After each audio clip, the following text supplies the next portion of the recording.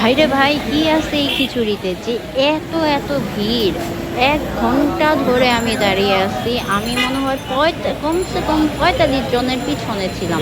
মানে শুধু আমি পিছনে এইজন্য না যে আমি হলো অ খিচুড়ির টাকা জমা দিয়ে তারপরে দাঁড়িয়ে আছি। এটা যে সিরিয়ালটা দেখতেছেন সেটা হচ্ছে যারা হলো টাকা জমা দিবে সেই সিরিয়ালটা। আর ওই পাশে যারা দাঁড়িয়ে আছে তারা টাকা জমা দিয়ে ওয়েট করতেছে।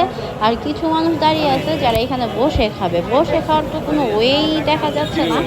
আর হচ্ছে টাকা জমা দেওয়ার জন্য আমার ৪৫ জনের পিছনে হলো ওয়েট করতে হইছে। আমার খুব জানতে ইচ্ছা করতেছে ঢাকা আর কোথাও, কোথাও এরকম ভিড় হয়েছে আজকে। আমি সেখানে যে খাবার আজকে আজকে না হোক কয়েকদিন পরে ট্রাই করব। এত ভিড় আমি এর আগে কখনোই দেখিনি। যেখানে হয়নির কারণে মানুষ বাসা থেকে বের হতে পারে না। আর দেখুন মাত্র বাজে 12:30, এখন থেকে এই অবস্থা। তাহলে আজানের পরে আর কি দুপুর